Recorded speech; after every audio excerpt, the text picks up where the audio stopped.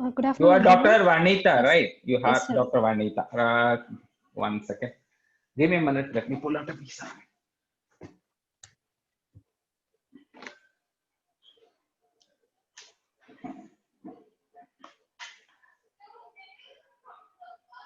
Go ahead, Vanita. Yes, sir. I Good would say afternoon. if you can keep your video on. Okay, sir. Yeah, go ahead. You have someone of your colleague to share with you, or you're going to do all through yourself, Vanita? Sir, I'm going to do myself, sir. Perfect. I appreciate the confidence. Good luck. Go ahead. Good afternoon, everyone. Today I'm going to present a case of right iliac Kusamas. Tirumalai, 13-year-old boy studying 7th standard, coming from Poneri, belonging to the socio-economic class 4, according to modified Kupusamy scale, came to Can the you OP. tell about something about socioeconomic scale, Dr. Vanita? Sir, it depends upon the education of the family Okay. income. Okay. Family income mostly on the bread earner of the family, sir. Okay. And the belongings of the family. Okay. So cumulative income of the family. That is the safe word to tell because it is now many people could contribute to the income of the family. So that will be the right way to look at it. So how do you categorize them as class 4? You just tell what is the finding or what are the information you collected to put them into class 4. This belongs to the upper lower class, sir. Okay. What is upper lower class comprising of? Upper lower class comprising of You didn't I didn't expect this talk. question, right? Yes. So any one Actually, of you in the batch can answer to this question? Somebody who can categorize the socioeconomic class? Nobody want to tell. Anyone? Vasan? Sorry for pulling up because I don't know much of your student's name.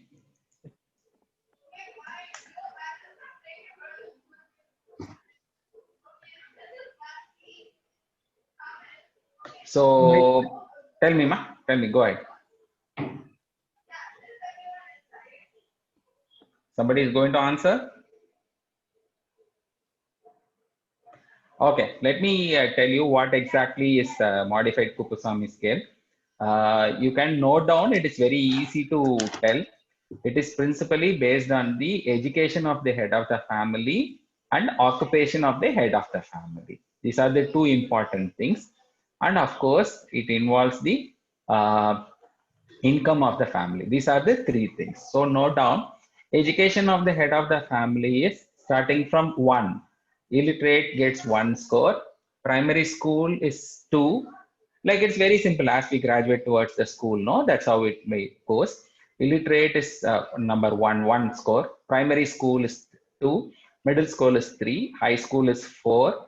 Intermediate or what to say, 12th class or so, it becomes 5.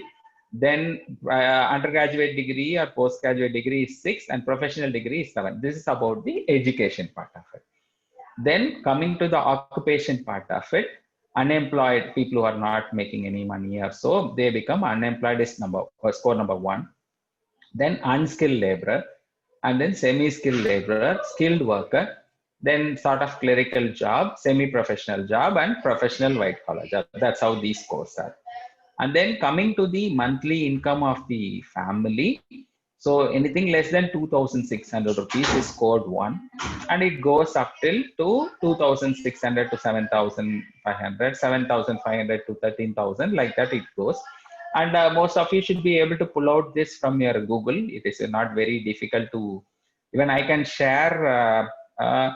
Moment, can you try sharing, stop sharing, Dr. Vanita? I will try the yes. Kupsamy scale up and show so that the students who want to have a screenshot, can all of you be able to watch this? Sir. So I will make it bigger for you. So this is how it is. So it gets updated because how our budgeting and GDP improves, this also gets updated. So this is a modified Kupusamy scale based on the education and occupation. Please be aware, in occupation you have a jump of score when it is a professional in the family. And then monthly income of the family as of 2019 is much revised, right? 2000. So depending on, it is better you say it is based on 2019 scale, right? So again, this score is also not going 1, 2, 3, 4, 5, 1, 2, 3, 4, and then it goes to 6, and 10, and 12. That's how it jumps. So then when you do a cumulative scoring, it becomes socioeconomic classes 1 to 5. So it becomes upper lower when the score is 5 to 10. I think Vanita or whoever has inquired about the information, collected all these things. So people who want to make a screenshot or something can do that, or you can easily download from the internet. So Vanita, you can continue your presentation. Yes. So the point is, see, be aware in exam, we have a focus. See, we would like to go on a line, expecting examiner will be asking this question or that question. So when you utter something, Vasant, I think you can mute the, I think somebody's audio is getting disturbed. Looks like somebody in a construction site is watching the class.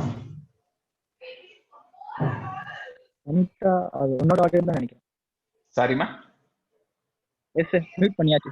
Vanita is in the construction site, is it? Yes, okay, no worries, no worries. Okay, so now consider that, see, any word you tell in the exam or any word you utter, you expect a question out of it. So students should all prepare that way so that you will never be stumped in the exam. See, if you talk about one thing, see, now we have been wasting, I won't tell waste, we are consuming 3 to 5 minutes. In exam, every minute you keep answering adds to your score. So if you are not answering to the question asked, it becomes a little bit negative, and more so rather than negative score, for us it is demoralizing. You would have been mentally preparing about how I'm going to do a procedure for this patient, how to do an appendectomy, all that thing your mind will be loaded with. But these things can also definitely stop you. So the point is very clear. Whenever you write something or you utter something, expect some questions out of that statement. That is all I would say. So same thing for you. Any case, abdomen case, thyroid, breast, or anything, whatever you are talking about, every line you talk, mentally you prepare. Say, I'm going to expect this question. I'm going to expect this question. So break down your presentation into questions. So this is a 13-year-old boy. So by merely telling 13-year-old boy, what are the potential diagnoses you are going to have in right iliac fossa mass? Appendicitis. So we will keep it this way. First, rather than jumping into organ base, we'll say, will it be a malignancy one or non-malignancy one? Non-malignant case. Non-malignancy. So that is the first important delineation which you exclude. Then consider what are the potential organs which in right side of the abdomen can become like a mass, right lower quadrant. How quadrants are divided in the abdomen? 9 quadrants, sir. Okay. Can you tell highlight about how the quadrants are divided? Yes, sir. Mid-clavicular line, 2 mid-clavicular lines, and a transpyloric line and a transtubercular line, sir. Okay. Okay. From the first quadrant is right epigastrium. Okay. Right epigastrium. Sorry, sir. Right hypochondrium. Okay. Epigastrium, left hypochondrium. Okay. Right lumbar. So you finish. I will come to that. You go ahead. Complete it. Right lumbar, umbilicus, left lumbar, right iliac. Okay. Hypogastrium, left iliac. Okay. Hypogastrium or suprapubic, or hypogastrium is the right word. Okay. So whenever, why do you want to categorize this? Abdomen inside is not a geometric surface, but you still want to categorize because you want to know what are the potential source of the pathology you are going to expect out of it. All right. So considering that in your patient, say a 13-year-old boy who is presenting to you with all the troubles, so what is that you want to think about? See, assuming this is a girl child, considering this is a girl child, what is that you will have in mind apart from appendix? Splenomegaly. Splenomegaly in right iliac fossa is not that very common. So most of the time splenomegaly starts from the left upper quadrant or the left hypochondrium, and it can come towards the right iliac fossa. So that is potentially possible, but then it has to be collaborated or corroborated. How it has to be corroborated? When you have a mass which involves multiple quadrants, it arises from the left hypochondrium, can come down to left lumbar, can cross the umbilical zone, and then it comes to the right iliac fossa. Can anyone say why spleen comes to the right iliac fossa, not going to the left iliac fossa? Who wants to take that question? Vanita or anyone in the anyone can unmute and speak. I want everybody to participate. Phrenicocholic ligament. So what happens? Where from where to where this phrenicocholic ligament runs? Phreno is diaphragm, and to the tell me. Go ahead. Left end of transverse colon. Whoever wants to speak can switch on their video. That makes things easier, so that it becomes easy for me to communicate. Because I get to see all the numbers first, so I don't. I'm not able to call you by name. So this is Praveen speaking, right? Yes. Okay, you can switch on your video, Praveen. You can talk. So now you tell where from you have the ligaments running. Sir, from diaphragm left side to transverse columns. So can we be more specific? Location. See, when you talk about phrenicocholic ligament, is there a specific name for the ligament, phrenicocholic ligament? So it is otherwise called the Hensing's ligament. People can note down. So it is otherwise called the Hensing's ligament, H-E-N-S-I-N-G. It is, sorry ma, tell me. So what really happens is this Hensing's ligament runs from the left paracolic gutter to the left subphrenic face. So these are the zone. This is the extent of this phrenicocholic ligament. It runs from the left paracolic gutter as attachment to the colon and to the left subphrenic space. So what really happens is this ligament forms the support to the spleen, especially the tip of the spleen. Where is the tip of the spleen? It is infromedial, right? That is where it supports. That's why it directs the enlargement or it limits the descent of the spleen towards the left iliac fossa, and then it allows only towards the right iliac fossa, right? So it also, what is the other important function of the phrenicocholic ligament? It also separates the left paracolic gutter from the left supramesocholic space. So you should be spending time to know about these mesocholic spaces and different subdiaphragmatic spaces. That is a long question for you people. So where you should be able to know there are specific spaces, superior, medial, inferior, posterior. On the right side has more space, left side have one space lesser. These things are important because this is where you get the subphrenic abscesses. So subphrenic abscesses happen when your intraperitoneal sepsis is left unattended with appendicular perforation, duodenal perforation. All of you who have visited in the OT would have seen somebody doing a duodenal ulcer perforation or ileal ulcer perforation. So these things can manifest as intra-abdominal abscesses because the ascitic fluid travels from below up. So it gets secreted all over the peritoneum, it gets cycled, and then it goes to the pelvis, it goes along the retroperitoneum towards the diaphragmatic surface, and then it gets cycled all into the peritoneal cavity. That's how the fluid gets cycled. So what happens? The same way, the free pus in the peritoneal cavity also ascends towards the diaphragm, forming various locations of subphrenic abscess. So this also separates see, you have colon. What is above the colon or the transverse colon or the stomach, pancreas, liver, all those things. This is the supramesocholic compartment. So infracholic compartment is what is below the transverse colon. You have your great omentum, you have all the small bowel, you have your rest of the abdominal organs, which is below the transverse colon is the inframesocholic compartment.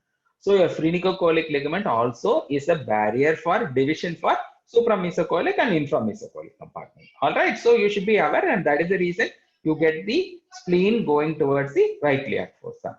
Then tell me, Dr. Vanita, what are the other conditions which can present as right iliac fossa? Right Anybody can iliac, answer at this point because feel free, all the batch students can talk. right iliac fossa mass is divided into parietal and intra-abdominal. No. First, let us try about the organs. So you want to classify Yes, sir. what are the structures? Go ahead. That is also a good thing. Go ahead. Parietal and intra-abdominal. In Okay. parietal, the commonest are lipoma, Okay. desmoid tumors. Okay. Can you Pathogenic tell what is the name of desmoid tumor in abdomen called? Paget's desmoid tumor of Paget. Better way to tell? What is the histology commonly you get in abdominal wall? You've read somewhere. You forgot. Have you heard about DFS? Dermatofibrosarcoma protuberans. Yes. That is also one. Preferably desmoid tumors. Desmoids are the one which are seen in the surface or the facial planes of the abdomen. And when it becomes malignant, desmoid becomes it becomes a sarcoma. Usually it becomes a sarcoma. And most of the time it is a slow growing sarcoma. All other retroperitoneal and mediastinal sarcomas are very rapidly growing sarcomas. All right, then go ahead. So desmoids, then A pyogenic abscess, okay, bacterial abscesses, yes. iliac abscess, Better way to tell iliac abscess. What is the better way? Iliopsoas abscess. iliopsoas abscess. So what is the source of iliopsoas abscess? Tuberculosis is most common. Tuberculosis of what part gets into iliopsoas muscles? Cranial tuberculosis or pulmonary tuberculosis can make it? No. There should be some specific organ which is giving you the iliopsoic abscess. What are they? What's tuberculosis? Somebody answer. Tell me. POTS tuberculosis. So POTS means what is the organ of origin? That's the question. POTS is the name. You are right. Whoever told the answer is correct. So which part of the spine is more vulnerable for tuberculosis? You have cervical spine, you have dorsal spine, lumbar and sacral spines. So which part is the most vulnerable one for developing iliopsoas abscess? Lumbar spine. Lumbar spine. So predominantly it is the dorsal spine or the upper lumbar and the dorsolalumbar junction is the more common occurrence of spinal tuberculosis. What is the second most common location to have spinal tuberculosis? Anybody want to? No, you have already told. We have discussed dorsolalumbar includes lower thoracic. No, we have already discussed. So what other things you want to think about? The next thing is cervical spine. Because these two are the first thing is dorsolalumbar junction. The other one is the cervical spine. These are the common areas you get tuberculosis. So that is the case. How will be these things presenting to you? So dorsolalumbar can present as a iliopsoas abscess, right? So iliopsoas abscess have to present in a format, no? It can. How will it be presenting? The patient complains of a flexion attitude. Before that, again, first common thing is to have a mass in the right iliac fossa. Yes, mass in the right iliac. Then the next thing is your patient is having gait disorder. That will be the common thing. Patient will tell they will not be able to walk upright. So they will be stooping forwards or they will have stooping towards the involved side, right or left side, depending upon patient will be stooping forwards. Why that is happening? The loss of lumbar lordosis. So what is lordosis? Normally, what do you call as lordosis? You have normal lordosis. There is a curve. The cervical spine takes an anterior curve. The dorsal spine takes a posterior curve, and lumbar spine again takes an anterior curve. So when you have loss of these curves, or spine becomes straight, or the normal flexion of the spine is lost because the muscles go for a spasm. So you don't have the S-shaped spine curve which is seen all through. So this is the problem you may have, and that is why you ask the patient or patient to stand straight, or all those things can be attempted to check whether the spine is involved. If what will be the important finding if the dorsal spine is involved? Can anybody tell what is the name or what is the important finding to tell dorsal spine is involved? Gibbous. Yes, very good. What is the reason? Can you explain what is a gibbous?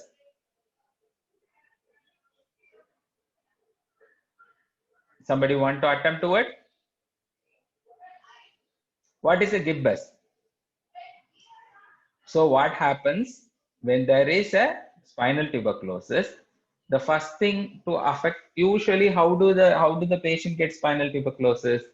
It is commonly entry is through the lung, then through the hilar nodes, then through the intercostal veins, and then eventually it reaches the spine. So initially the transverse process are affected, then all through the most vulnerable part is the body of the vertebra. So body of the vertebra, what happens? Infection happens. Body of the vertebra gives the important structural support of the spine. So when they give the structural support of the spine, what really happens here is the structural support is lost because the vertebral body collapses. It is replaced by caseation necrosis and cold abscess. Eventually, the structural support of the body of the vertebra collapses, and then what really happens is the spine fractures. So the spine fractures in the sense is the body of the vertebra collapses, but then the spinous process, transverse process, except for the body of the vertebra, remaining thing does not collapse. So what really happens? You have that alone prominence. So it acutely bends. So you have a prominence of that particular spinous process, that specifically D1 or D2, whatever, that alone remains there. So when you trace the spine from above down, you won't have a smooth curve. There will be a bony prominence, or it will be a solid bony type of swelling, which will be like your knuckle. See, this is a knuckle. So imagine like this, which is seen when you run through the spine, when you come through the spine, and when you have this type of elevated feeling, that is very typical of gibbous, right? So when you have a gibbous, so what is the inference you want to make? There is already, see, tuberculosis can be, if you are talking about skeletal tuberculosis, just involvement of the bone, replacement of the bone with tuberculous residue, caseation, necrosis, all those things, destruction of the bone, and then extraskeletal spill of the cold abscess. In so iliopsoas abscess, what really happens? You have the extra skeletal spill along the intermuscular plane of multiple. Vanika, can you tell what is the attachment of psoas? Origin and insertion.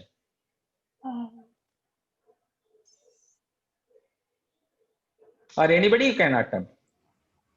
T12 to L5. Very good. So along the transverse process, it is attached. So then what really happens? Where it gets inserted? Lesser trochanter. Very good. So it forms a flat muscle.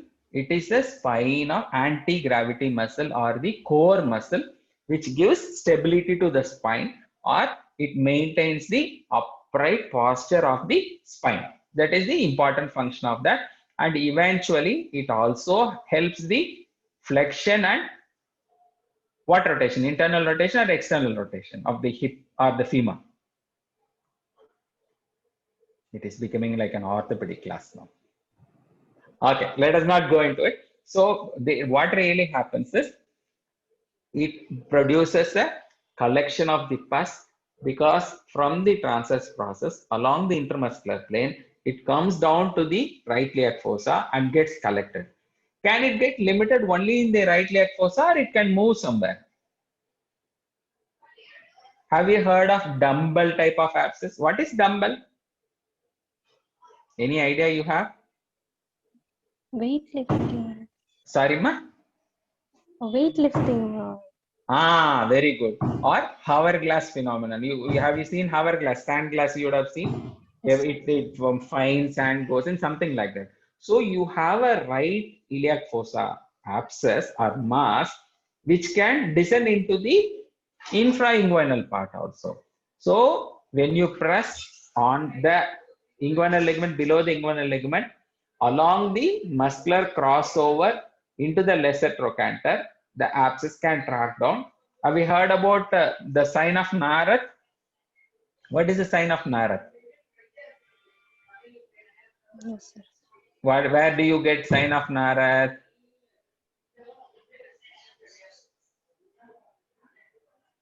So it is happening in the fracture neck of femur. What really happens? Normally, what pulsation you feel in the mid-inguinal point at the infrainguinal zone? Very good, very good. Femoral artery pulsation. So what really happens here is because there is fracture neck of femur and the trochanter point is not, you are not able to feel it. So patient will be eventually having absence or you may not be able to appreciate the pulsation. So that is why it is called the positive sign of vascular sign of Narath. It means there is a fracture in the neck of femur. Before even you take an X-ray, when you are not able to feel the pulse in the mid-inguinal point below the inguinal ligament, it indicates there is a fracture. So why I am trying to tell this is, you can have a collection in the right iliac fossa, you can have a collection in the infrainguinal ligament mid-zone, and when you examine a right iliac fossa mass, always ensure you also feel the femoral artery pulsation at the infrainguinal thing. If it is a psoas abscess, you may have a cross fluctuant mass. So otherwise cross fluctuant, it is a cystic mass. So what happens? This abscess can be partly above the inguinal ligament and partly below the inguinal ligament. All right. Okay, fine. Now this is about the iliopsoas abscess. What other conditions you can get there? The right iliac fossa. Any ovarian mass? Okay, this is a boy, but if in a girl child, then you can have ovarian mass. What type of ovarian mass is common in this age group? Teratoma. Usually teratomas, or even especially girls, young age girls attaining menarche can have hyperstimulation cysts, because the first 2 years or 3 years of the cycles, they don't have regular hormones. They have disorderly expression of hormones. They can have hyperstimulation, and you can have large follicular cysts also forming, especially anovulatory follicles can remain as a huge cyst also. Then teratomas, then the last thing will be the germ cell tumors. These are the things you should be aware of. Right, fine. This is about the ovarian business. Then what else you can have? Meckel's diverticulitis. That will be more or less inflammatory. So they don't commonly present as mass, but still it is possible. Inflammation of the Meckel's or perforation of the Meckel's diverticulum leading onto it. Yes, very good. Then Intussusception. very good, very good, very good. So in children and younger age group, this type of in teenage children and young children, intussusception happens. Can you give me the definition of intussusception?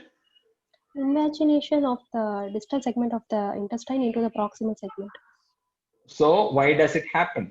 Normally, what is the common condition which can present with?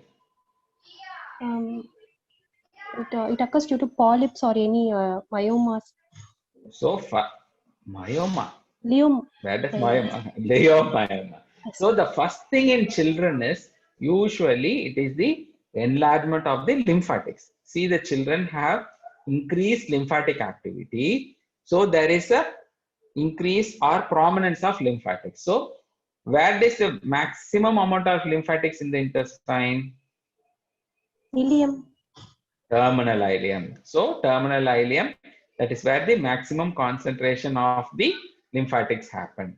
So what are the lymphatics called there? Peyer's patches. Very good. Peyer's patches. Then Peyer's patches is prominent lymphatics. If it is in the mucosal level, what do you call? Mucosal and submucosal lymphatics are called MALT and GALT. What is MALT? What is GALT? Mucoid associated lymphoid tissue. Mucosa associated, yes. Then gut associated lymphatic. Even though they are technically called differently, it is mostly the pathologist which categorizes into these three things.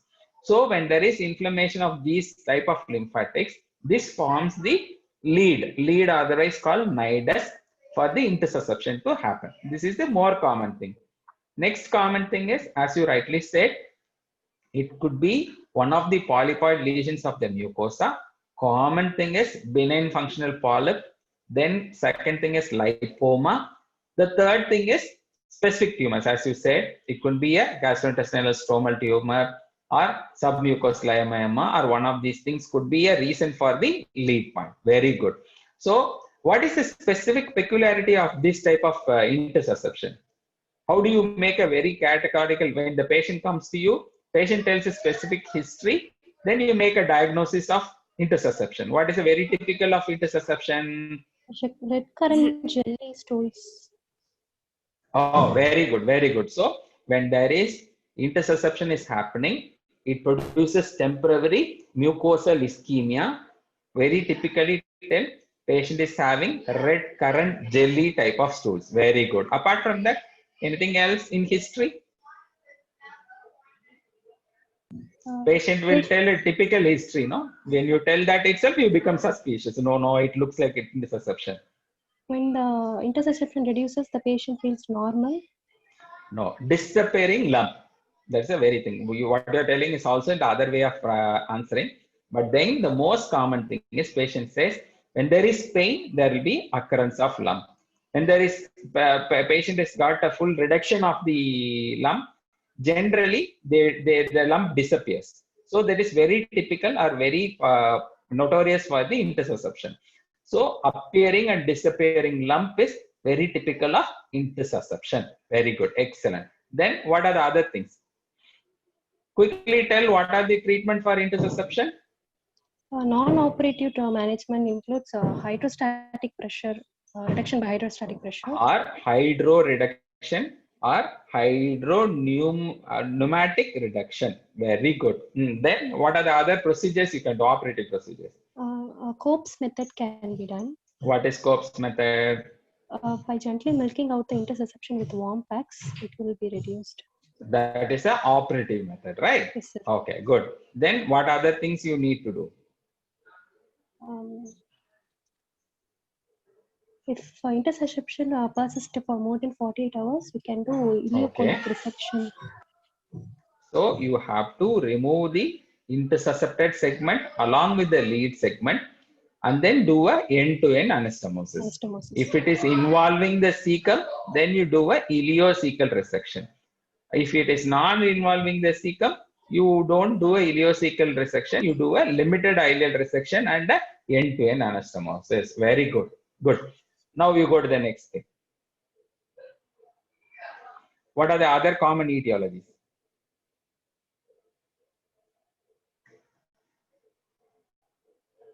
In right iliac fossa mass, what are the other common etiologies?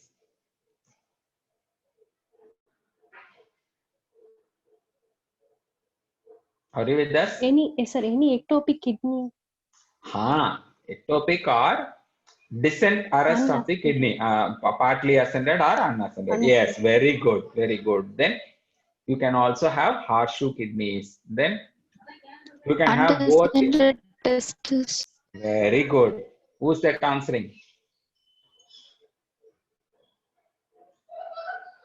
Can I know the name of the person who's answering? Very good. Is the student in the group? Yes, sir. Vanita, you answered or someone else answered? Sir, undescended testis, someone answered, sir. So who is that person? Very good. Whoever has answered is very good. You want to take some more questions? No. So I'll ask Vanita then. So undescended testis or partly descended testis can be seen where all it can be seen in right iliac fossa. Anita, can you explain Yes, what is the descent process of testicle? Yes, sir. Which week does the testicle come into the scrotum? Or what is the travel history of the testicles along the inguinal canal? Sir. First, it will be in the posterior abdominal wall, sir. Very good. Next to the spines, it will be there. Then Yes, sir. Next, Paraspinal there region. will it will enter into the inguinal canal. So before that, it remains along the course of the inguinal canal or the psoas muscle course, or in very simple way, it can be called as external iliac mass, or it stays suprainguinally for you to palpate just above the inguinal ligament, usually in the mid-inguinal part. Where is your deep ring situated? Can you tell where is the location of the deep inguinal ring? 1.25 centimeter above midpoint. Excellent. Mid-inguinal point. So how do you, what are the points of the ligament which makes it inguinal? Where do they get attached? What are the two bony points inguinal ligament is attached? Pubic tubercle to anterior superior iliac. Very good, very good, very good. So pubic tubercle and anterior superior iliac spine are the two parts where the inguinal ligament is attached. So 1.5 centimeters above the mid-inguinal point is the deep ring. So the testicle has to descend through the deep ring, through the inguinal canal, come out of the superficial inguinal ring, then it gets into the scrotal sac. So what is the important hormone which is responsible for this?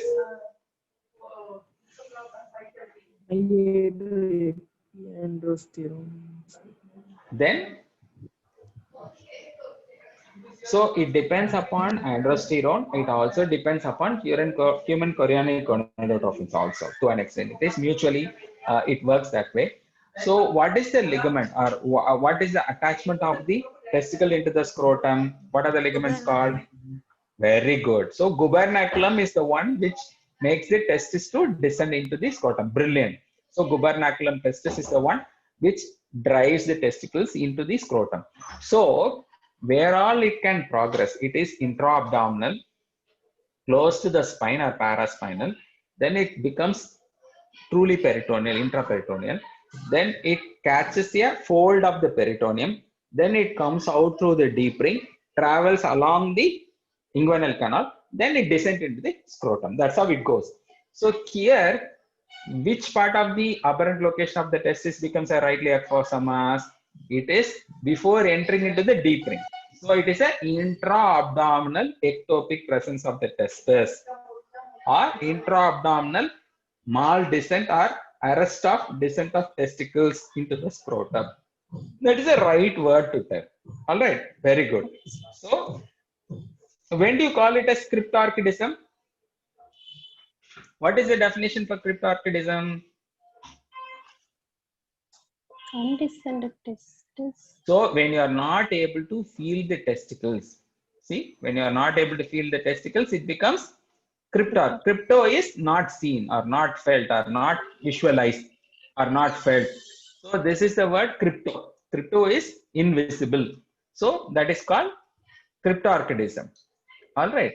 All other things are aberrant location, or there can be arrest of descent. That is all you have to tell. Okay, good. So that is one other important right iliac fossa mass. Then what else? Lymph nodes either in mesenteric or external. Very good, very good, very good. So mesenteric lymphadenopathy, extensive mesenteric lymphadenopathy can also present with right iliac fossa mass. So what are the common mesenteric lymphadenopathy these type of children get?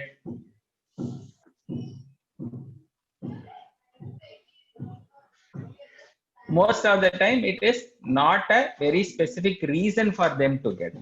All right. So they have, when they grow, children grow as they say first decade and second decade, it is a idiopathic mesenteric lymphadenopathy presenting like a mass. If it is an adult, then these lymph nodes have to be addressed to a specific reason. Most of the time they are inflammatory and there is no specific reason for the child to develop a specific group of mesenteric nodes. So the mesenteric, idiopathic mesenteric lymphadenitis can present. Can something happen in a specific way? What specific pathology can be a reason for mesenteric or parailiac or iliac lymphadenopathy? Not a very common occurrence, but you should be knowing about this. What is the tumor of the lymph node called?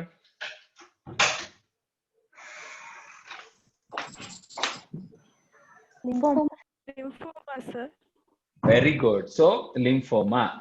So what type of lymphomas can present in the abdomen?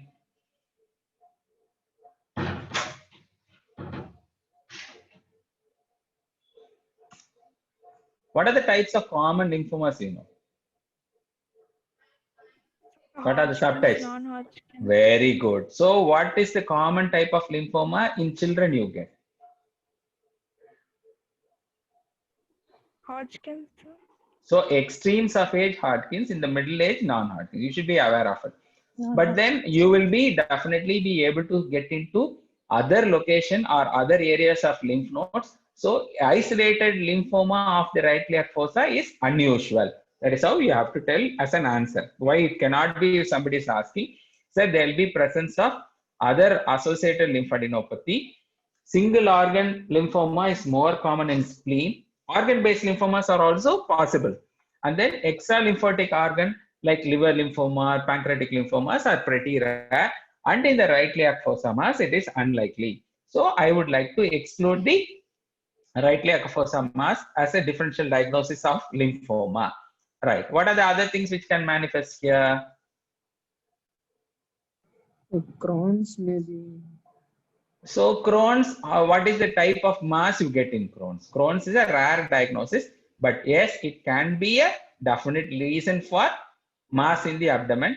So what is the most common manifestation, or when do you get Crohn's as a mass formation? When do you get it? So when there is a complicated Crohn's, a normal Crohn's, you don't get it, right? So a normal Crohn's, you don't get a mass. So when do you get a mass in the Crohn's? Can you suggest when do you get a Crohn's becoming like a mass?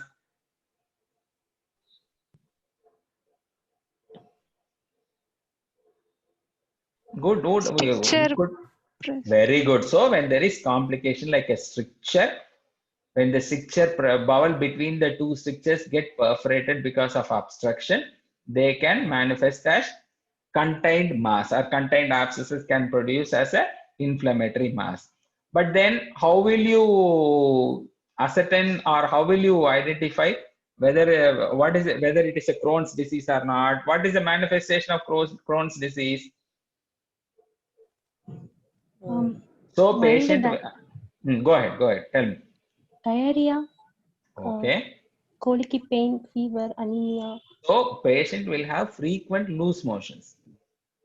All right. So patient will have frequent loose motions or frequency of stools, blood staining of the motion. Sometimes, usually mucus also can be associated with.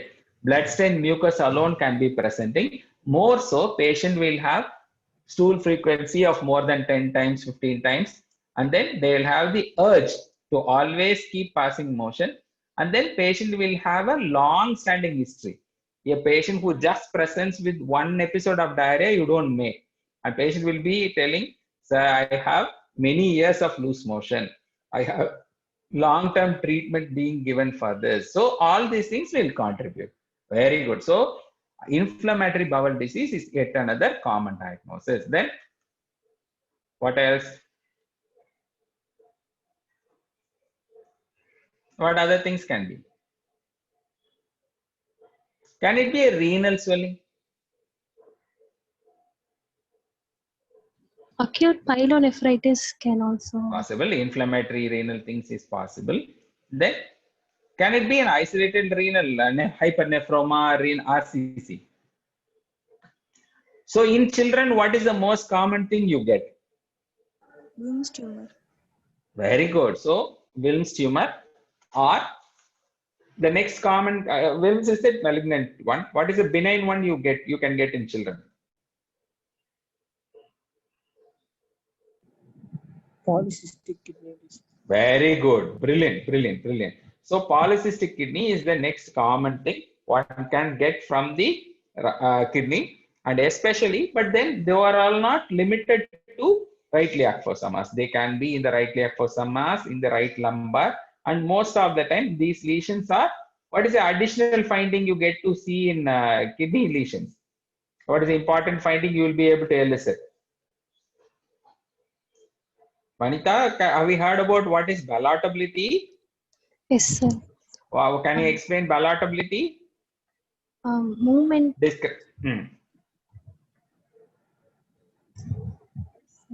Movement, otherwise, better way to tell?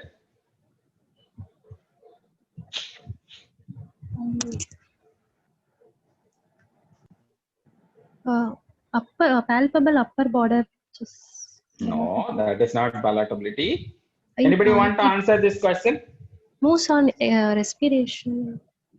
That is movement on respiration. Why they should have a separate name called ballotability?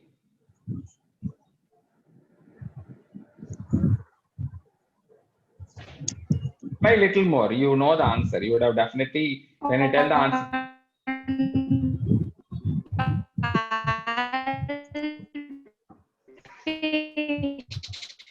Kana, I think I am not able to hear you. Might repeat the answer again. With the right. Tell me.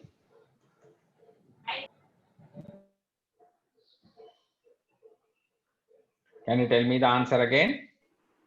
So palpate the iliac fossa area with the right and left hands. Okay, what happens? What do you do with the hand? Okay, you have one hand below the right lumbar quadrant and one Yes. hand on the abdominal side. Yes, agreed. What happens then?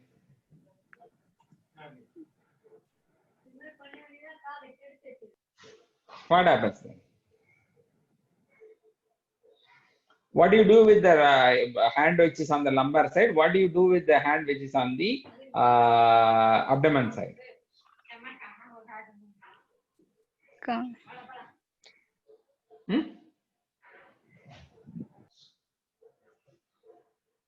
So a very simple way is, see, when you have a right iliac fossa mass or a renal mass or sort of thing, you imagine patient's abdomen, you keep a finger below the lumbar zone or below the mass, and then you keep a hand over the anterior abdominal wall like this.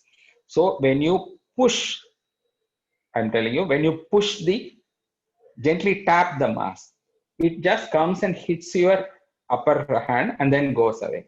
So there is a jumpy movement or a jerky movement, which when you push like this, it comes and hits and goes. Why that happens?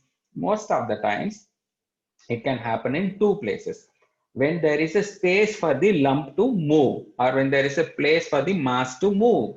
So when there is a renal mass, patient has having, what is the fatty layer around the kidney is called?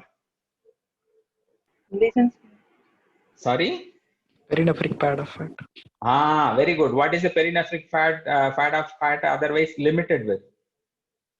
Starts with G. Gleason's capsule. No, Gleason's is there in kidney. Gleason's is not in kidney, no? Gerotas, very good. So what happens is, when there is a fat which is in the gerotas around the kidney, the perinephric pad of fat is in a sort of a semi-liquid format. See, it has a fat-filled globules. So this happens as a buffer for the mass to come and hit on your upper hand. Very typical of, there is a space for it to move. Need not be empty space.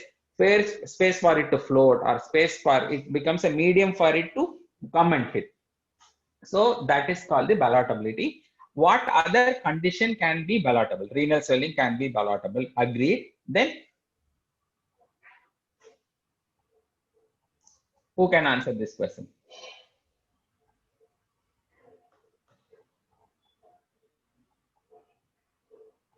So we will get to announce an award.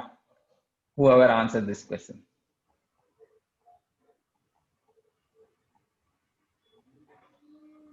Who wants to take this question? When I tell the answer, then this easy it is, you'll feel. Anyone? During pregnancy, they also say ballotable uterus. That is very good. So how do they assess the ballotability? That is one thing which is physiological. Good way of thinking. Can you tell about pregnancy ballotability? What exactly they check with ballotability there?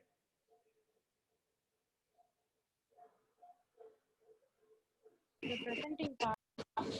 So presenting part, where exactly it floats, the liquor, amniotic fluid liquor becomes the medium for the babies or the fetus head to move. So it is to ascertain whether it is fixed to the pelvis or engaged, otherwise it is called. So engagement is fixed to the pelvis or just prior to the first stage of labor, it gets fixed so that the labor begins and the descent of the child happens. Let us not get into it. So can ballotability be ascertained? Now I taught you one ballotability on the abdominal wall. Is there any other way you can elicit a ballotability? Something like the girl which you said, pregnancy ballotability. You do a perrectal or a pervaginal finger inside and keep a finger over the abdominal wall. And when you gently push this, and when the lump comes and gets hits on your abdominal wall hand, it also becomes a ballotability. So otherwise, ovarian cyst can also become ballotable. A large pedunculated fibroid can be ballotable. All right. So right-sided ovarian cyst or right-sided tubo-ovarian mass can be a ballotable swelling. So most of the time, what will be the combination? When do you, what is the reason for tubo-ovarian mass in the normal? This I won't tell this is common in this age group. Usually in the reproductive age group, it is common. What is the common thing, common reason for tubo-ovarian mass in India? PCOD. Before that, PCOD, yes, PCOD takes longer time to form as a tubo-ovarian mass. It can form a cyst, agreed. Tuberculosis, pelvic inflammatory disease complicating, that becomes a tubo-ovarian mass. And in India, tuberculosis is one of the important reason for infertility. So that is very typical of tubo-ovarian mass. So tuberculous tubo-ovarian mass is also a possibility in the right iliac fossa.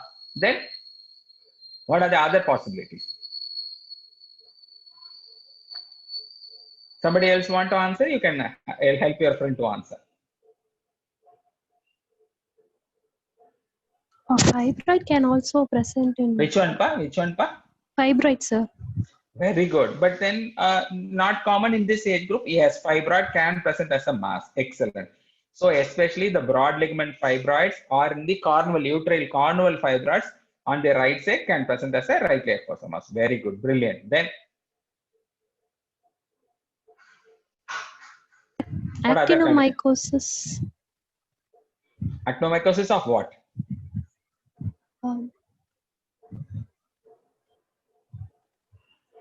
Actinomycosis of what?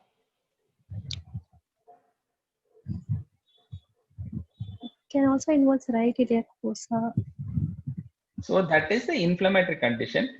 Actinomycosis will be associated with sinuses. So what type of discharge will be there from the sinuses? Let us not go into actinomycosis, but I would say all the students should read about actinomycosis. It can be a short note question in your surgery. All right. Okay, fine. Now I think we fairly discussed about most of the differential diagnosis. Very rarely, ileocecal tuberculosis can also present, or the terminal ilear or ileocecal tuberculosis can manifest as a right iliac fossa mass. That's the one I was expecting. But then you completed most of the common diagnosis. Brilliant. Now we move on to the presentation. Go ahead, Kana. Chief complaints. The patient came to the OP with the chief complaints of pain in the right lower abdomen for the past 4 days. Okay. History of presenting illness.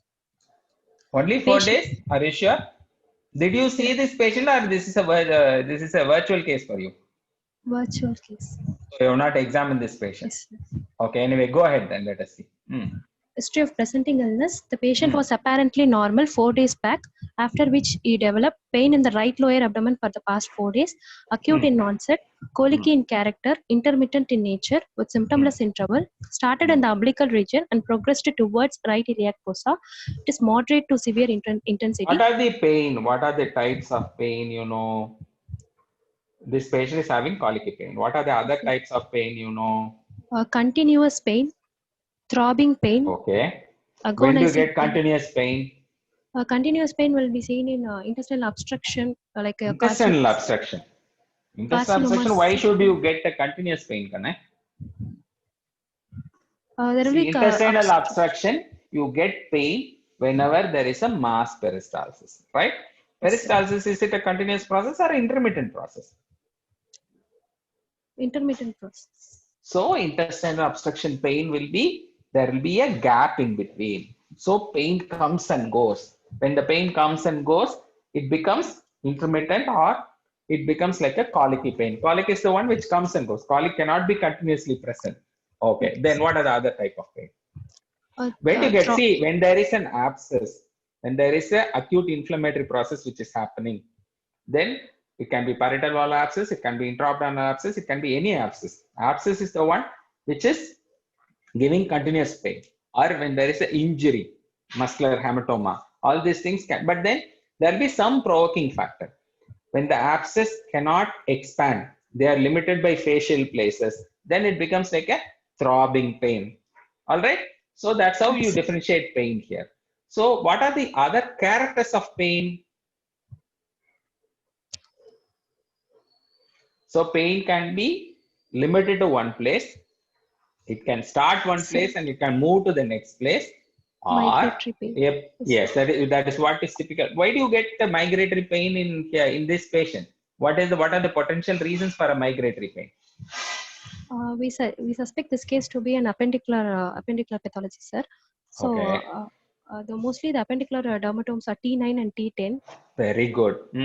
What is the abdominal level? Where is the T9? How do you surface mark T9 in the abdomen? Where exactly is T9? Where exactly is T10? Is there any landmark in the abdomen to tell this is a T10 segment, this is a T9 segment? Umbilicus T10. Excellent. Very good. So when you talk about the umbilicus remains the T10 or T9? T10. Very good. So T10. umbilicus becomes the T10 segment. So anything above is T9. See, technically, you get to see only the dorsal segment. Dorsal is T78, T9, T10, T11, and T12. Your Mons region is covered by L1. So it is surprising. All the abdominal nerves are supplied by the dorsal segments. All right. So where is the appendix getting? You started about it. Very good. It starts around the periumbilical region. Then due to what it goes to the right iliac fossa?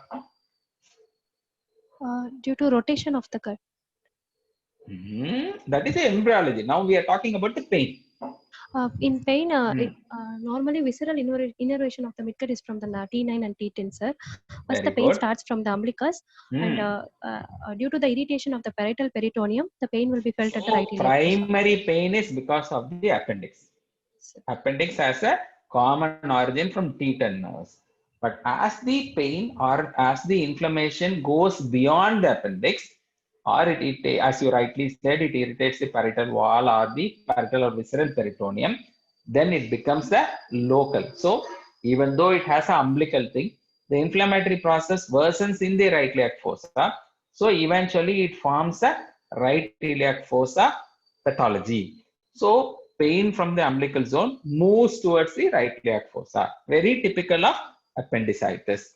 All right. Can appendicitis produce pelvic pain? Yes, sir. When do you get pelvic pain in appendicitis? When it is pelvic appendicitis, it may. So where all appendix can be? Which is the most common location of the appendix? Retrocecal appendicitis. Brilliant. So what are the other locations you know? Retrocecal, pelvic, pre-ileal and post-ileal, subcecal and paracecal. Very good. So when it is a pelvic type of appendix, the patient can come with deep-seated pelvic pain. When it is touching to the urinary bladder, patient may have urgency and frequency, or patient may have presenting with dysuria also. Sometimes when it is retrocecal, patient may have back pain to present with appendicitis. So appendicitis can be presenting depending on the location of the appendix. Okay, go ahead, Kana. Next slide. Go back, ma. Yes, now you tell little more. You are talking about the right iliac fossa zone, no? So, yes, sir. Moderate to severe intensity, agreed. Why do you think it is aggravated by coughing?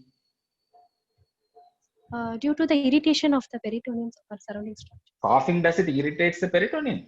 All Due to of you are increased cough now. intra-abdominal pressure. So when you cough, the abdominal muscle spasmodically contract and relax.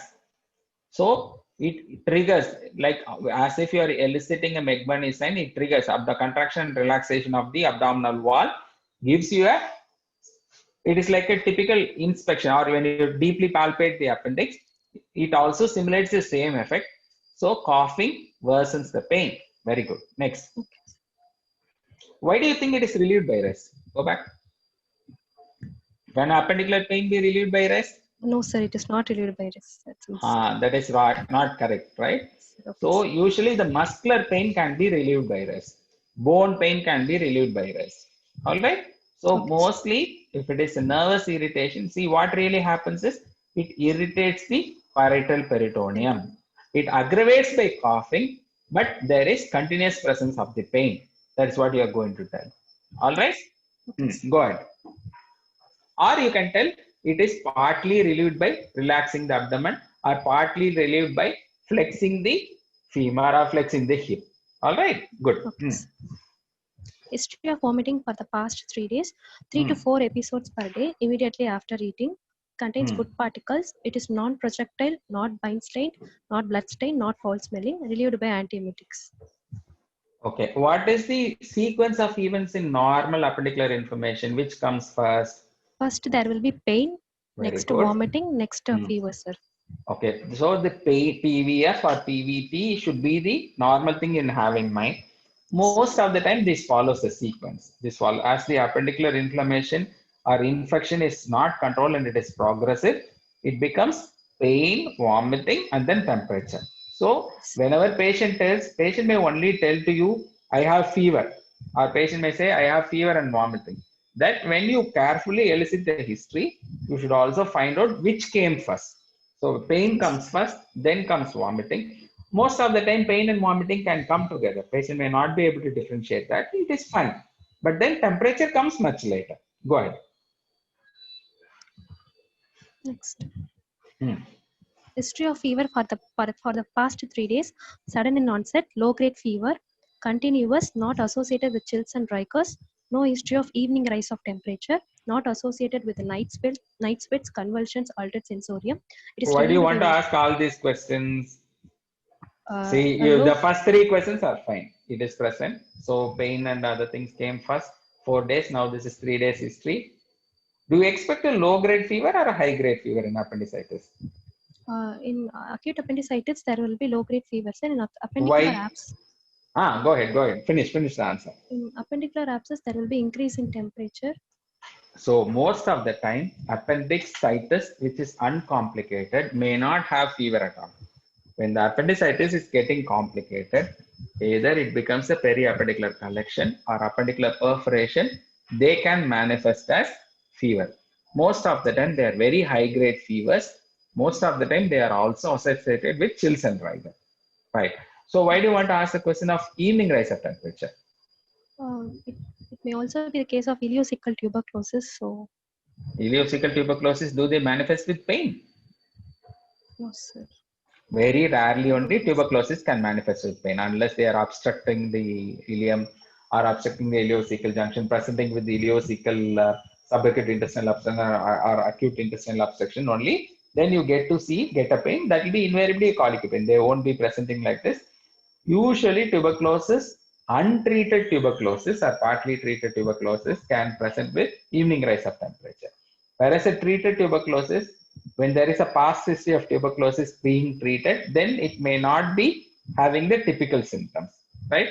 The most common thing will be pulmonary tuberculosis has a fixed pattern of evening rise of temperature, night sweats and all. Other systemic tuberculosis may not be having this history, but good you ask that history. Go ahead. Next. Why do you want to ask about convulsions?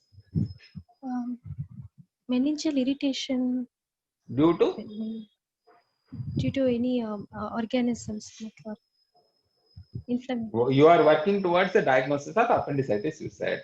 Yes. Can appendicitis produces meningitis? No, sir. Why no? Most of the time, appendicitis do not commonly present meningitis, but when there is a systemic bacteremia, they may have headache. That's all. Meningitis is very, very unheard of. If you can want to theoretically speak, then it can be ascending through the meninges, but very, very unlikely. Okay, go ahead. You can tell, sir, being a child, I would like to exclude other reasons for fever. That will be the right thing. Okay, sir. Good. History of loss of appetite for the past 3 days. No history of cough. Actually, truly speaking, loss of appetite precedes the pain vomiting temperature.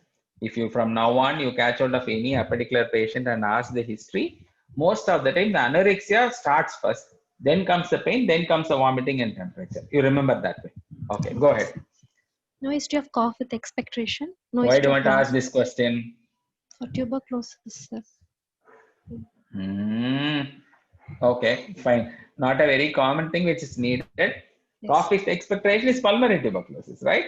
Yes. If you have a right liaphosum mass associated with cough with expectoration, that is possible.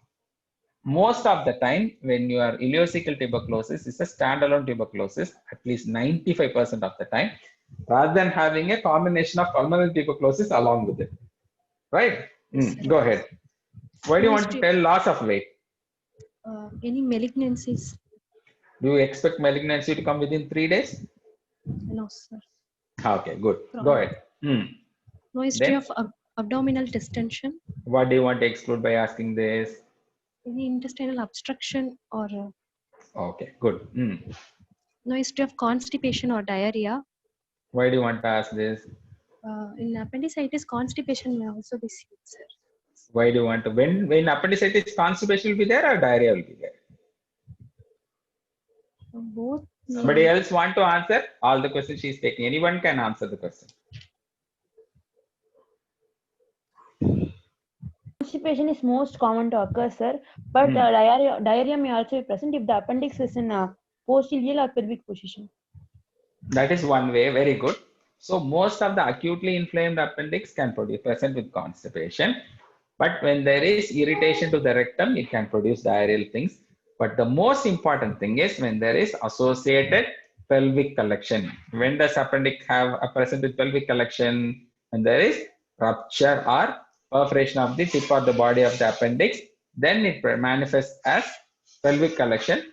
Pelvic collection can be an irritant and the patient have loose motions. This is a very typical thing of appendicular inflammatory process. Go ahead. Then no history of bleeding per rectum, blood in when do you stools. expect bleeding per rectum and blood in stools? Any malignancies, sir. Common things first. No, you told the answer. Very well you told. Crohn's rolling. No, first thing is intussusception. That is the Yes, most common thing. Second thing is, as your friend says, it is inflammatory bowel disease or the Crohn's or whatever be the thing, that could be the thing. But in our conditions, the second thing is infective diarrheas, Shigella diarrheas and the conventional in children when they eat out, amoebic diarrheas and normal diarrhea in food poisoning type of infections can produce commonly bloody diarrheas. Then comes if you are talking about adult or if you are talking about in the presence of background of inflammatory bowel disease, then we can be taking this into consideration. Very good. Then most of the time when there is malignancy or polyp, multiple polyposis of the coli, you can have mucus also, passage of mucus, right? Vanita, what is tenesmus, ma? Tenesmus, the patient did not have the feel that they completed the defecation process. Better way to tell, somebody want to improve on this. You are right, but it can be in a better way. You want to painful defecation. Painful defecation still in a better way. Correct. You are partly right. Yes. Anybody else? Most of the time, they will have the urge to defecate. They go to the washroom. They may or may not pass little stools. Most of the time, they pass a bit of mucus or they pass a bit of blood mixed with mucus. Even they do not pass motion, it can be called as tenesmus. And after they complete this act, the continued pain or the continued urge to have the process of defecation or the pain continuation after the act of defecation also includes the definition of tenesmus. Good. Then what is the next no negative issue you have asked? No history of painful increased frequency of urination or hematuria. What is painful increased frequency of urination called? Why do you get it? Inflamed appendix may come in contact with the bladder, so it may cause bladder irritation. Then you get painful urination. A simple word is to tell dysuria. Dysuria. Right. Most of the time, people may have concentrated urine because they have not been able to take. Otherwise, generally, they don't get urinary infection. Increased frequency of urination, yes. Why do you get hematuria and appendicitis? You mean to exclude something else? Sir, retrocecal appendicitis may can. Hematuria. It may irritate the right ureter, so bleeding can. No. See, this is only to exclude a renal origin of the mass. Very, very rarely appendicitis can produce hematuria, especially when the patient is neglected, patient is in the terminal phase, when the patient is in DIC, you may get it. But then predominantly in this case of right iliac fossa mass, you are worried about to exclude the renal origin of the mass. That's where it helps. All right. What is the percentage of renal mass presenting with hematuria? No idea. No idea. It will be less than 2/3. It's not that fully common. But then mere presence of urine itself, mere presence of blood in the urine is to be an alarming sign. Then No history of jaundice or bone. why do you want to ask jaundice for appendicitis? If there is any malignancy, metastasis can occur. So. No. Metastatic jaundice is terminal. Generally, no. Then better way to answer? Can anyone answer? Why can appendicitis present with jaundice?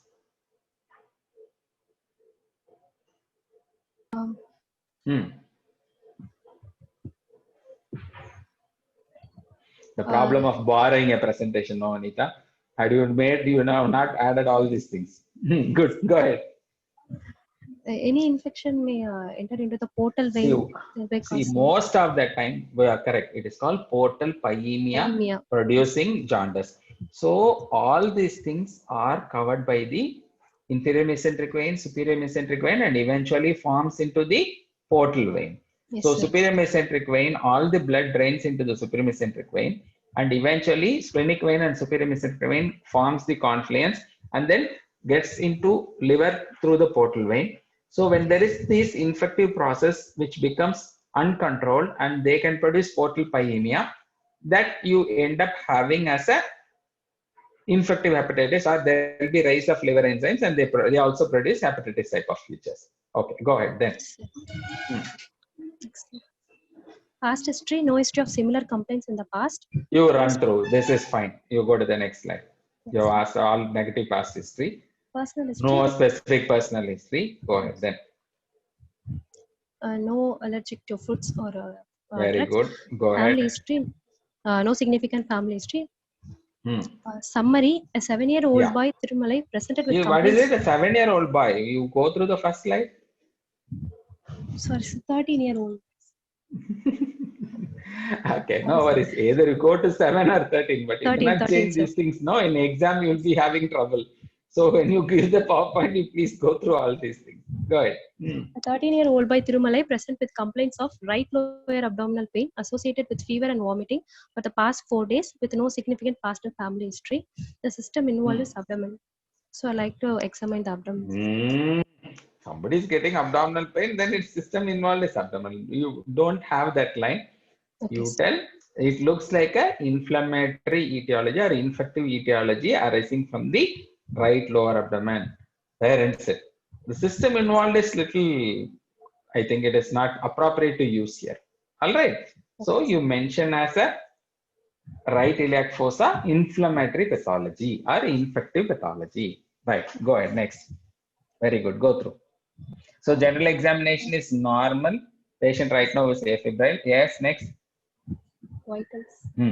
Pulse rate 86 per minute, regular in rhythm, normal. Pulse rate 86 is contributing for say 12 or 13-year-old child here. Normal is 60, Usually, sorry ma, normally. 60 to 100. So in this patient, you expect a little bit of tachycardia. With 4 days of pain and you have a mass which is going to come up, you expect some amount of infective process or inflammatory process which is happening. So invariably, they will be having associated tachycardias.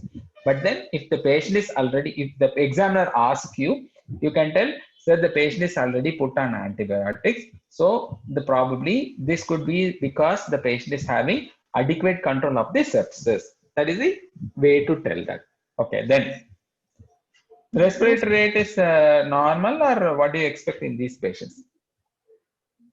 Slightly raised, sir. Normal is 60. Okay, don't worry about it. So it is not contributing. Okay. Blood pressure, yes. Go ahead, next slide. Local examination of abdomen after getting consent from the patient and explaining. Usually for a 13-year-old child, you take consent from the patient. You have to inform Consent from the parent. parent. Confirm from the parent. Very good. Cannot be any child who's 18 years and above, you take consent from self. Otherwise, it has to be from the parent. Okay. Is exposed from nipples to mid-thigh and examined on both sides under bright light in supine position with male attendant by the side. What is examined on both sides? Which side? Both right, if you have all the quadrants. Then you have 9 places to examine, no? The patient is having right lower abdomen pain. So standing on the right and standing on the left. That should be the right thing to tell. Okay, go ahead. Abdomen examination, inspection, abdomen normal in shape. What is the normal shape of the abdomen? Scaphoid. Very good. Good. So it is better to say, when you're talking about these things, abdomen is scaphoid or abdomen is distended. So normal in shape, then you invite one question from the examiner. So it can be preferably abdomen scaphoid. Yes, then. Umbilicus in midline and inverted. Umbilicus can be on the right or left side, is it? Usually no. So when there is a mass lesion arising from the infraumbilical zone or right paraumbilical, left paraumbilical, huge mass umbilicals can get shifted. As well, if it is a huge gastric tumor or a huge upper supramesocholic compartment tumor, umbilicus can get shifted down. If it is a huge ovarian mass or ovarian cyst, umbilicus can be shifted up. So I would say umbilicus is normally placed or umbilicus is centrally placed. Like that you tell. Okay. And what are the other characters of umbilicus, you know? By looking at the umbilicus, what is a normal, what are the characters of umbilicus you will look for or when you inspect for? Inverted, round.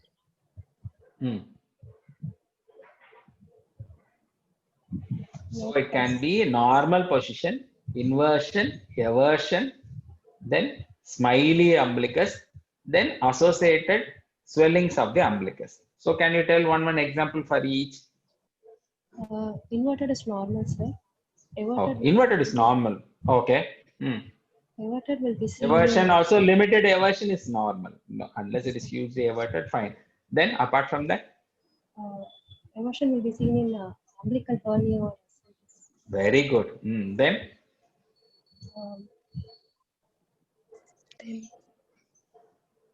When do you get smiling umbilicus? Yes, Praveen? Ovarian mass. Ascites and Sorry, ma? ascites. Aparna wanted to tell something. Ascites, yes, very good. So why do you get smiley umbilicus in ascites?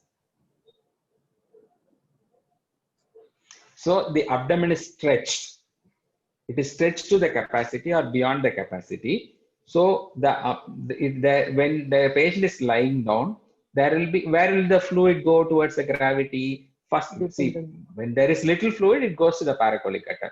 And there is lot of fluid, the fluid tries to fall on either sides of the patient. So what happens? the stretch is more on the lateral aspect. So a centrally placed umbilicus gets placed like a smiley. So that is called smiling umbilicus. Very good. In thinned out abdominal wall, when there is lateral stretch, it becomes smiley umbilicus. Very common in large ascites. Very good. Go ahead. All Is there quadrants. anything else in umbilicus you want to note? Have you heard about? Do you have a sister, Vanita, for you? Yes, sir. I have sister. Okay. What is sister sign of umbilicus? Lymph nodes, sister Joseph, maybe lymph nodes around the umbilicus. I don't know. It is in the subcutaneous or cutaneous zone. Sister sir. Mary Joseph's nodule. It is not a lymph node. It is a nodule. So what becomes a nodule there in umbilicus? Why do you get a nodule in the umbilicus? What does it indicate if you have a nodule in the umbilicus? Gastric carcinoma. Gastric carcinoma. One at a time. Gastric carcinoma. Or any intra-abdominal malignancies can present with umbilical nodule. So what most common thing is, along the falciform ligament, the tumor metastasis comes down because of the attachment to the midline and to the umbilicus. The tumor tracks down and it becomes like a subcutaneous metastasis. Sometimes it can be seen. Sometimes when you feel, there can be a subcutaneous or dermal nodule. Very rarely in advanced condition, these nodules can get ulcerated and they become proliferative lesion also. All right, that is Sister Mary Joseph's nodule. Very good. Then go ahead. All quadrants move equally with respiration. No scar, no sinus, no dilated veins, no visible pulsation. No fullness, a visible gastric or intestinal peristalsis. If you see a crown-like thing going around umbilicus, what do you call that? Caput medusae. What is caput medusae? Portal hypertension. What happens in portal hypertension? When there is increased, very good, portosystemic shunting happens. Yes, Praveen, through which veins you have the portosystemic shunts to produce caput medusae? Around umbilical veins and why do the umbilical vein get dilated, or why do they get distended? What happens in portal hypertension? The portal pressure goes up. So blood is going to get redistributed to some other system. Our body finds a way to bypass the portal system so that the blood reaches the heart. Right? This is the fundamental biology of portal hypertension. So where all collaterals can happen, Praveen, in portal hypertension? Esophageal varices. Common esophageal varices. Which part of the esophagus is more common? Lower. Very good. So close to the OG junction, you can have varices. Then where else you can have varices? Rectal. Not hemorrhoids. It is called rectal varices. Hemorrhoids is not because of portal hypertension. Don't get confused over there. Then where else you can get varices? In stomach, can you get varices? Sir. Where do in stomach someone can get varices? What are varices in stomach called? No idea. Fundal varices. Fundal varices happens along the close to OG junction, but it happens in the cardiac part of the stomach or the fundic part of the stomach. The varices can be isolated gastric varices or associated with esophageal varices. When it becomes associated, it becomes gastroesophageal varices. When do you get isolated fundic varices? Anybody want to take this question?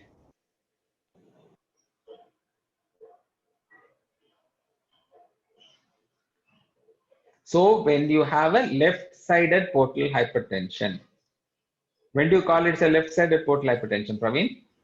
Only splenic vein. Very good, very good. So then you have only fundic varices. So when do you call, or what is the common reason for isolated splenic vein thrombosis?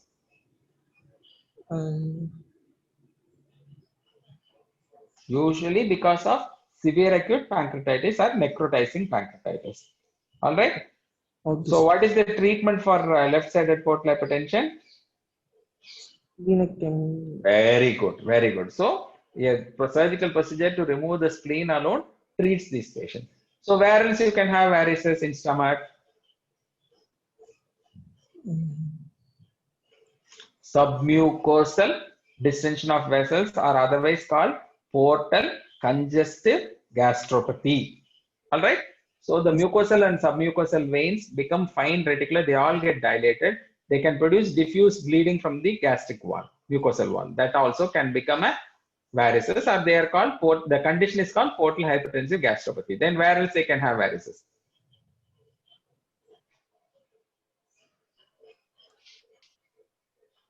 Where area of the liver, sir?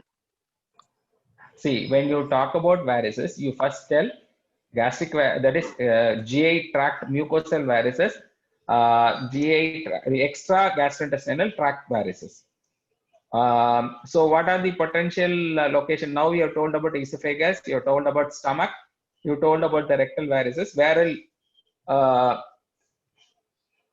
Where else you can have varices?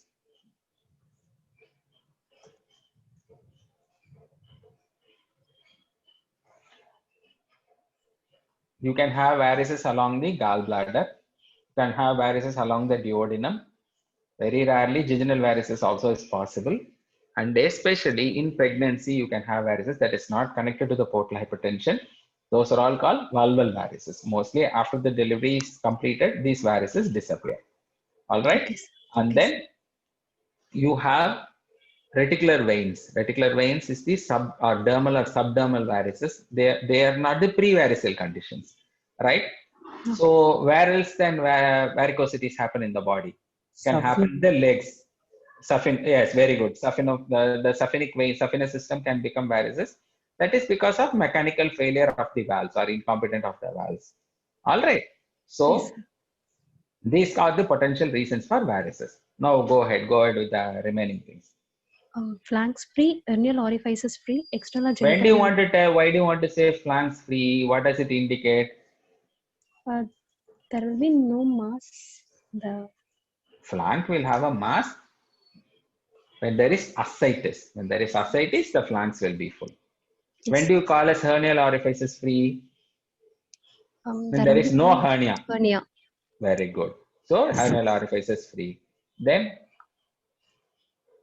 Renal angle free. Reft why do you super. want to? What is the interpretation of renal angle on inspection? What is the only condition, or what are the potential conditions where you have renal angle fullness? Pyelonephritis. Renal swelling or pathology of renal origin. All right. The other thing is presence of lumbar hernias. So these are, see, whenever you tell a statement, be prepared to take questions on that.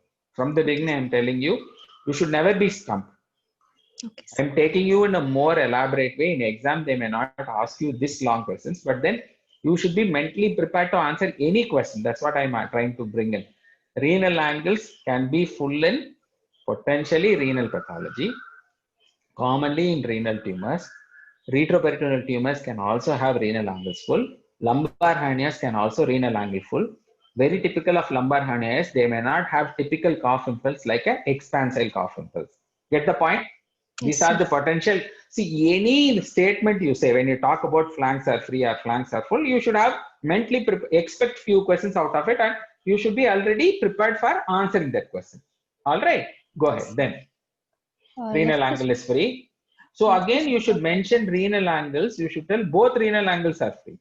Yes, sir. All right. So you are talking about right renal angle, and you also talk about left renal angle. So you should be careful when you are talking that statement, right? So why do you want to tell left supraclavicular fossa is normal? What is abnormal left supraclavicular fossa? Positive Virchow's notes, sir. Palpable Virchow's notes. So what does it indicate? It indicates gastric carcinoma. Or any intra-abdominal malignancy metastasizing into the supraclavicular fossa. So what is the how do you someone get metastasis to the supraclavicular fossa?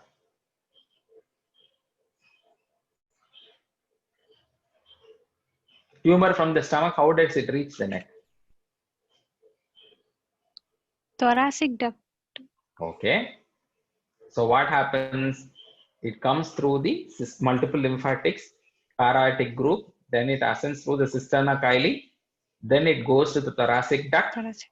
Where does thoracic duct join to the venous system? There should be a point where it joins into the venous system, no? Eventually, all these things get drained into the venous system, no? Junction of Jugular. external jugular vein and subclavian. Very good.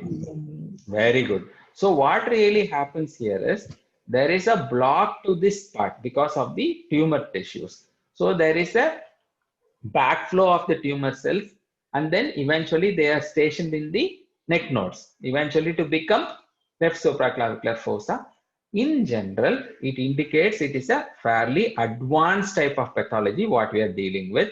So otherwise it is called secondaries from a possible abdominal malignancy. What non-abdominal tumor can present as a supraclavicular fossa node? Carcinoma. Sorry, ma? Carcinomas.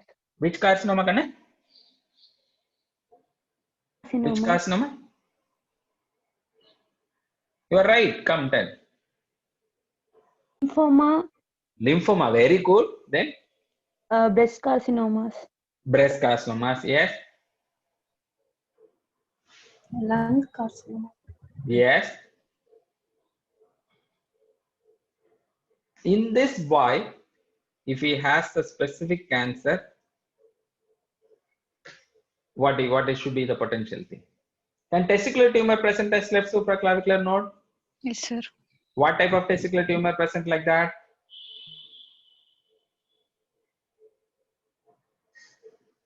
What are the types of testicular tumor you know? Granulosa cell tumor. Very good. So seminomatous, Non-granular. non-seminomatous. Sorry, come again. Somebody answer. Please answer. Non-seminomatous, seminomatous, sir. These are the common things. Then you go into the subclass. Okay? Let us not go into it. So testicular tumors can also present as left supraclavicular fossa tumor. Okay. Can some tumor manifest into the axilla? Irish nodules. Very good. So they also can, again, backflow of the tumor cells or direct transmission in the subcutaneous zone can manifest like that. Okay, go ahead then. Go to the slide. I think we have another 8 minutes to go. You complete the presentation first. Yes, sir. Next slide. Go to the next slide. You are not having control of the slides. No, sir. Rahul is. Yes, go, okay, Palpation. go ahead. Patient in supine position with hip and knees semi-flexed, not warmth, tenderness at a McBurney's point, guarding present. A mass is felt in the right iliac fossa of size 3 x 3 cm, hemispherical in shape, extends medially 2 cm from umbilicus, laterally 3 cm from anterior superior iliac spine, superiorly 5 cm from right costal margin at mid-clavicular line, inferiorly 4 cm from pubic symphysis, firm and consistency. Inferiorly, it should be mid-inguinal point. Because mid-pubic symphysis may not be a right thing unless it is crossing the midline. Here we are not talking about the size does not seem to cross the midline, no? So you don't take pubic symphysis as a point. Your point should be mid-inguinal. Go ahead. Okay. Firm and consistency with irregular surface, with ill-defined borders, immobile, no pulsation, normal skin. See again, go back one moment. If you are talking about tenderness, if you are talking, see, first thing is not warm, not tender. That is the most important thing you are going to tell. Here, when you're talking about tenderness, it's the inflammatory mass. You don't expect firm in consistency is fine. It will be irregular surface is also acceptable. Ill-defined borders also will be acceptable. Immobile is acceptable. No pulsation, all those things are fine. But when you are getting an inflammatory mass, you are not expected to look into all these things. When it is a painful mass. Okay. When it is not painful, then you are accepted to see. Patient is having pain, the examiner generally agrees. What is the plane of the swelling here? Intra-abdominal planes. So what test do you do for assessment of the intra-abdominal or extra-abdominal swelling? Carnet's test should be done. How do you do that? It is of two types: leg rising test and neck rising test, sir. Okay. In both tests, the abdominal muscles will get taut, will get contracted. So when the mass in the parietal plane will appear more distinct when it is more in the prominent. Correct. When it is intra-abdominal, it will be less distinct or less prominent. What happens to the retroperitoneal swelling? Actually, it will not be visible. It also becomes less prominent. But then if it is a big retroperitoneal tumor, at rest, it may not have any significant change at all. All right. Yes. Okay, good. So when do you want to do head raising? When do you want to do leg raising? Infraumbilical swelling, you do leg raising. Supraumbilical, you do neck raising. Okay. Very good. So plane of the swelling is important. Go ahead. Then. Next. Oh, I think after the external genital, these people have put the carnage cells. No problem. Go ahead. No organomegaly, left supraclavicular region, no nodes palpable, perineal orifice is free, external genitalia normal, Carnage test is negative, renal angle no tenderness, rectal examination to be done. See, it is better when you talk about Carnage test, you tell what is the plane of the swelling, or you tell there is no appreciable change in the size of the swelling. That is what we are expecting from you. Negative is, again, it will evoke a question from you, what is that? What is positive Carnage test? What is negative Carnage test? All those things will come in. Go ahead. Next. Percussion, impaired resonance over the mass, other quadrants tympanic resonance, liver span is normal, auscultation, normal vowel sounds are. Next. Go ahead. Go ahead. That's fine. Other system examination. That is normal. Yes, sir. Diagnosis, a case of right iliac fossa mass, probably appendicular mass. So what are the points in favor to tell appendicular mass? The patient first came with the right lower abdominal pain, sir, and on palpation. Before that, when you talk about the history, you have to, when you are asked to sum up, it is prudent you tell from the history, patient presented with pain in the right iliac fossa, then vomiting came, then low-grade fever came. So this is a typical pattern of appendicular origin. Long-standing fever or long-standing GI tract disturbances are excluded. This includes inflammatory mass, this includes tuberculosis, all those business. Then patient does not have variable mass, so they don't have. This is the first time it is getting. So this is an acute onset. So it is an acute onset of right iliac fossa pain associated with vomiting and fever. Patient is having continuous pain. Patient is having low-grade fever all through. Patient does not have any other systemic manifestation. Hence, I think about a possibility of, considering the age of the patient, no other clinical finding are contributory. So hence, I'm thinking it is an intra-abdominal swelling. That is also you should mention specifically. All right.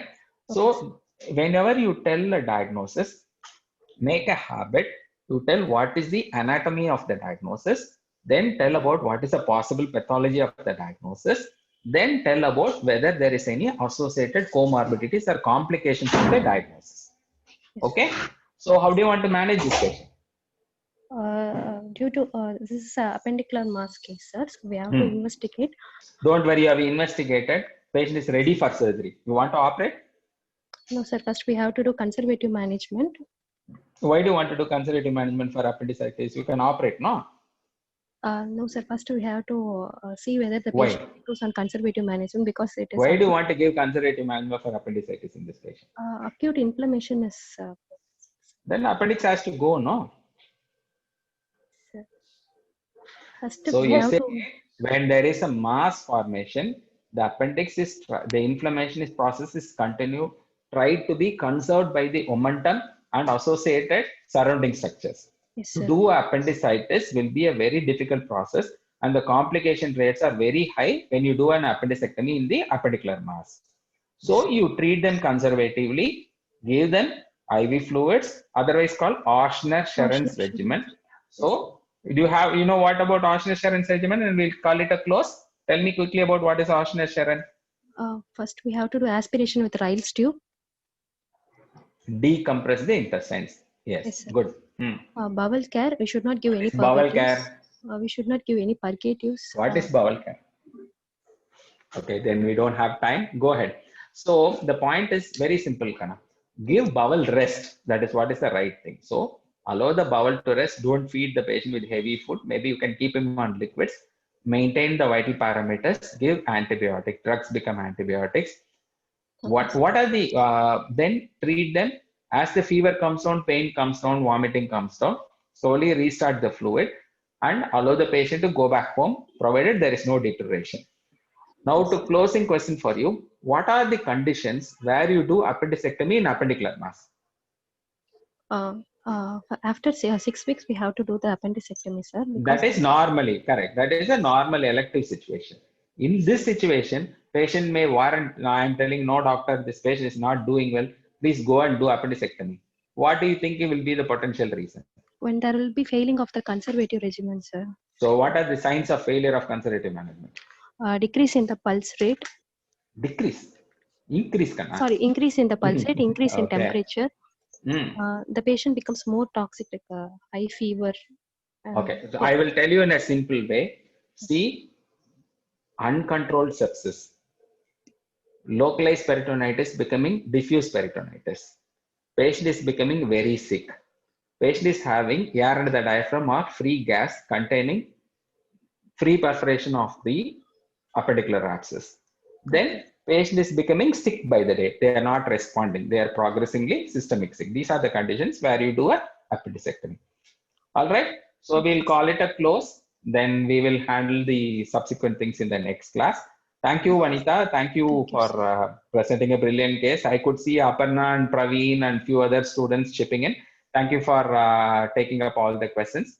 I thank the KMC alumni for allowing me to teach you something today. Then we will have the other classes depending on what the students want. You please share to your class representative. We'll have the next class later.